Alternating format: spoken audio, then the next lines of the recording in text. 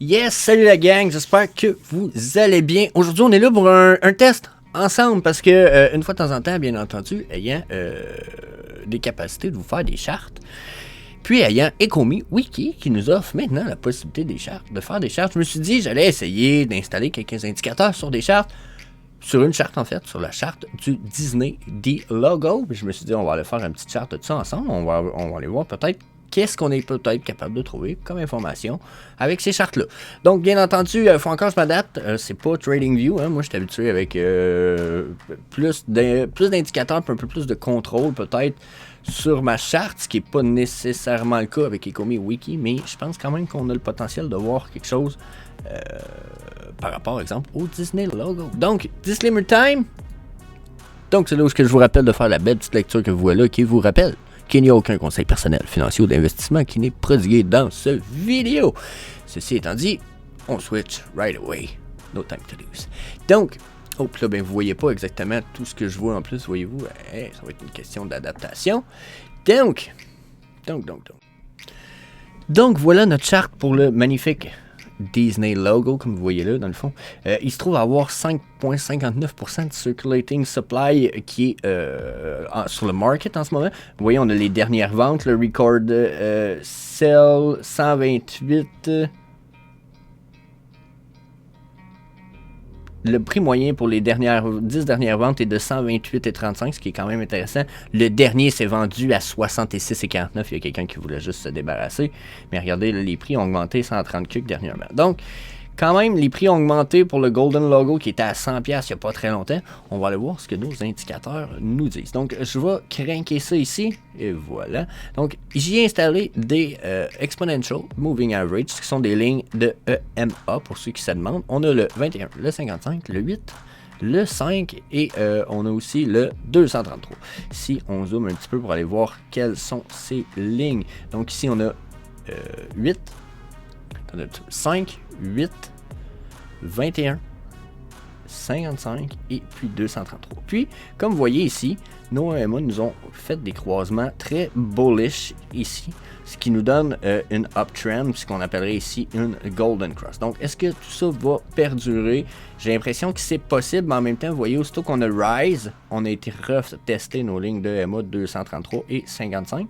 Puis là, on est reparti sur une rise, mais j'ai l'impression que celle-ci pourrait être peut-être terminée. Sinon, ben, ça veut dire qu'il y a des chances qu'on atteigne un nouveau plateau. Là, pourquoi aussi, je pense que c'est possible qu'on soit sur une descente de prix éventuelle, c'est que regardez ici, on avait des plateaux sur notre descente sur lesquels on a à côté ici.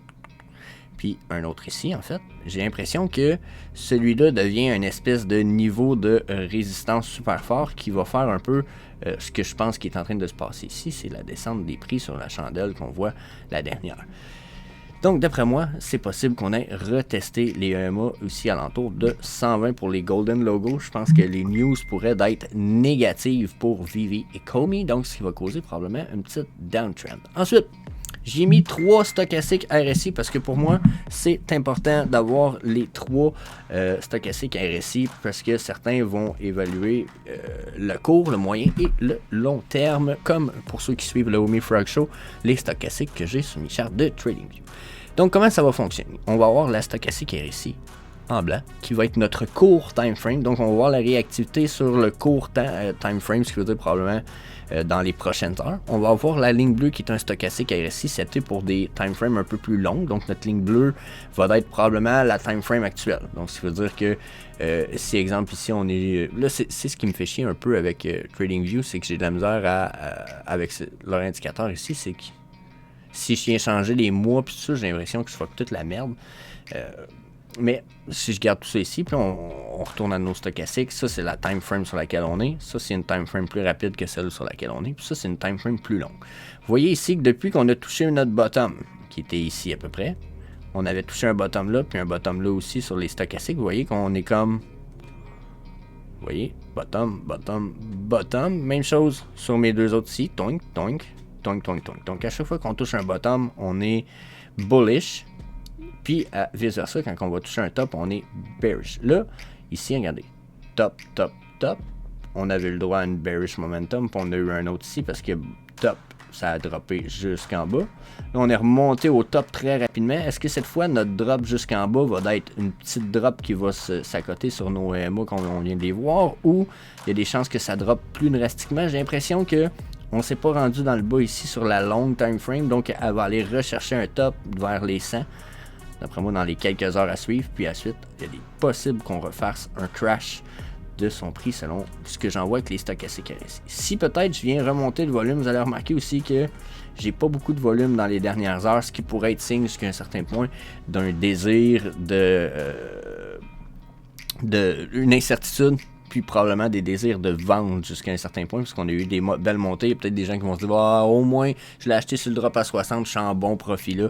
Ça se peut qu'il y ait des gens qui se mettent à revendre selon les news, parce que là on a plein de news, mais en même temps Core 3 finit demain en théorie de 2022. Donc est-ce qu'on va avoir des priorités de Core 3 qui vont avoir été drop? Probablement pas, ça risque de causer du FODS. On a beaucoup de monde qui quitte encore. Donc j'ai l'impression qu'on pourrait voir un downtrend ici. Par contre, les EMA sont bullish, hein? Oubliez pas, on a été les voir au début de vidéo. Ça ici, ça reste quand même bullish. Si on réussit à s'accoter là-dessus et qu'on rebondit très haut, le prochain niveau risque d'être ça ici, 180. Puis en plus, après ça, ça va être 200. Donc on risque de retourner peut-être sur des all-time high. Si vous voulez mon avis, ok. Vous voulez mon avis, honnêtement, ben franchement, je pense que le Golden Logo va valoir beaucoup plus cher qu'il vaut présentement. Donc je pense qu'en ce moment, c'est une aubaine de ouf au prix qu'il est. Donc ça c'est ce que j'en pense. Là, il faut que je fasse une coupure parce que, regardez, vous venez de voir, il est écrit la page, elle répond pas. Donc je fais une petite coupure au montage, on revient avec un autre petit indicateur, on va aller voir le MACD. Donc, pour ce qui est du MACD ou MACD, selon ce que vous en dites, donc vous voyez, on est toujours sur la même charte, toujours sur le Golden D logo. On va aller agrandir le MACD. Bon, pour ce qui est du MACD, en temps général, quand on est par-dessus la médiane 0, quand je dis la médiane 0, je parle de la ligne ici horizontale, on va appeler une zone de médiane. Okay? Quand on est par-dessus cette zone de médiane-là, on va dire qu'on est bullish pour les uptrends, puis on est...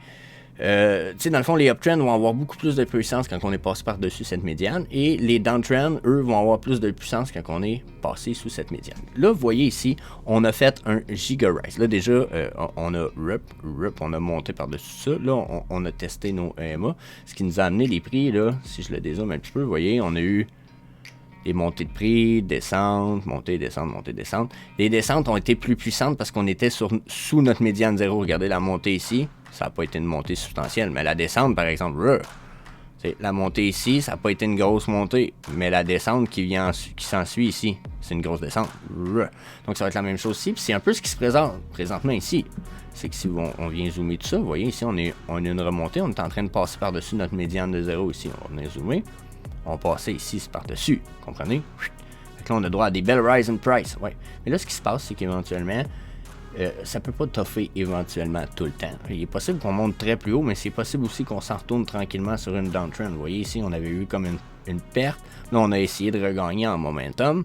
D'après ce que je peux en voir, moi, on a des chances de s'en aller sur une downtrend. Sauf que cette downtrend-là pourrait aussi être terminée. Regardez le volume qu'on n'a pas ici. Je sais pas si vous comprenez, on est en perte de volume. Donc oui, ça peut repartir sur la trend, ça peut repartir en rouge jusqu'à un certain point. Ça pourrait faire un peu comme ça a fait ici. Ça peut switcher en rouge jusqu'à l'autre côté de la ligne, question volume. OK? Mais c'est quand même, pour l'instant, peut-être un signe d'un rebond puis d'un retour uptrend temporaire. Personnellement, j'ai un feeling qu'on est dans le bearish parce qu'on va avoir, on n'aura pas nécessairement de bonnes nouvelles, puis etc. Par contre, n'oubliez pas, on vient d'aller voir les EMA. Il est tout à fait possible que ces EMA-là agissent en tant que support et nous propulsent vers les 200$ du Golden Logo. Donc, ça, là-dessus, je suis dubitatif. Puis là, ben, je vais aller voir, est-ce que je sors un autre indicateur ou pas? J'en ai-tu un autre que je peux vous sortir? C'est un peu ça ma question. Je savais que j'en oubliais un, c'était le RSI. Donc on va aller voir le RSI tranquillement ensemble. Par exemple, je vais vous le changer ici pour un... Je pense que je vais aller pour du 8. Et voilà. Donc ici, dans le stochastique RSI. Pas stochastique, dans le RSI régulier. Je ne sais pas si vous remarquez, mais on a touché plusieurs bottoms ici, ici, ici. Puis le dernier gros bottom était là, puis ça se trouve être notre bottom, c'était le prix le plus bas qui est descendu, 97 gems. Quand je vois ça ici, je me dis, ok, donc là on avait probablement une espèce de tendance qui se voulait comme baissière ici, ce qui est tout à fait normal, mais là ici on se dirige probablement vers une tendance haussière. Donc peut-être que je pourrais prendre mon petit truc à overlay, puis vous montrer un peu ce que je pense où ce qu'on s'en va. C'est que là, présentement, on pourrait très bien être sur une espèce de uptrend, puis en même temps sur une downtrend à venir. Donc là, on a peut-être une espèce de triangulation qui s'affiche tranquillement, où ce que là, on a touché notre bottom, c'est normal qu'on ait été chercher le top.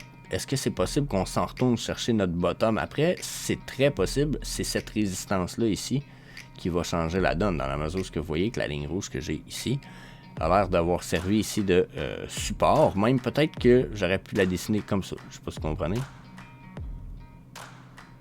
Vous voyez qu'on avait une zone de support là, puis une zone de support là également. Je peux peut-être l'effacer pour qu'on revoie, là, mais vous voyez ici, tonk, ça fitait avec ça. Donc, il est même possible jusqu'à un certain point, je pourrais peut-être changer la size de ma ligne, la mettre plus mince beaucoup, regardez.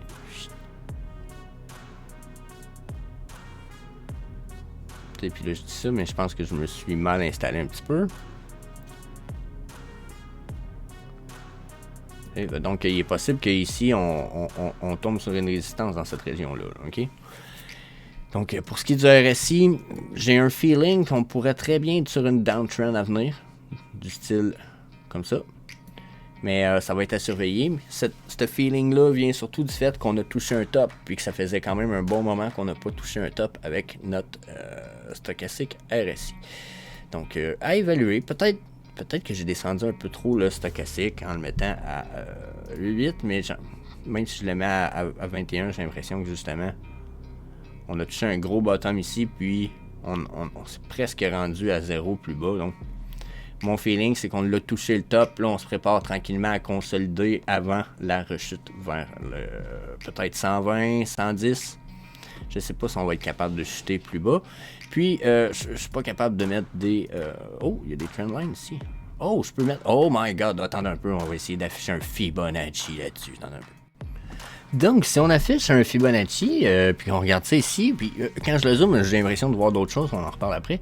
Mais les potentiels de chute sont du style 122 à 120, 113, 112 peut-être possible, selon une norme de Fibonacci. Ok, mais quand je regarde ça, je me dis, d'après moi, 122 va être pas mal notre plancher et on risque de repartir après. La raison pourquoi je dis ça, c'est que, encore là, je vais y aller beaucoup dans l'impression en ce moment. Je ne veux pas vous preniez pour du cash, mais j'ai l'impression de voir le pattern qu'on appelle une cup. Oups, il est pas très beau en fait. Donc, j'ai le feeling de voir un cup. Puis je vous dirais an handle qui est en train de se dessiner, ce qui veut dire que là, probablement que si c'est le cas, on va aller voir cup and handle. Si c'est le cas, on va choisir celui-là. Regardez ce que ça pourrait être indicateur. C'est sûr que nous, là, nos prix nous arrivaient d'en haut ici, mais on a quand même une espèce de cup avec une espèce, tu voyais, une espèce de consolidation. Nous autres, pour l'instant, on est plus sideway que downtrend. Si on va downtrend, ça pourrait nous ramener au niveau de Fibonacci dont on vient de parler, qui serait probablement alentour des niveaux. Regardez si on vient zoomer ça, là. 0,38, 0,50, 0,62. Donc, c'est possible qu'on retourne dans ces prix-là selon la charte ici.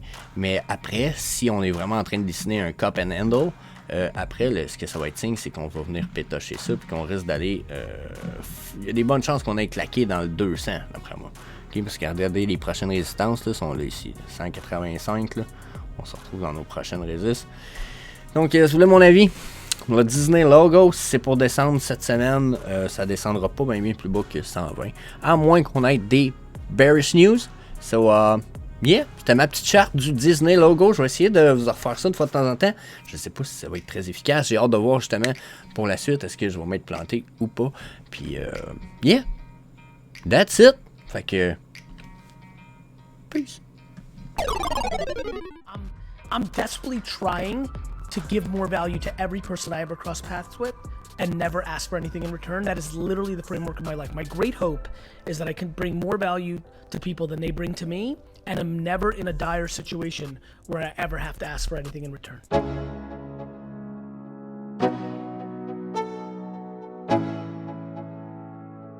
Let's go. Yo. I'm like an addict, do I gotta have it. I ain't even playing, got a really bad habit. If it moves, gotta grab it, fuse like a magnet. Lose, won't have it till I'm doomed in a casket. I ain't playing, got a weird mind. If you work 8 hours, I'ma work 9. If the shoot tastes sour, you should taste mine. I'ma stay in power for a long time.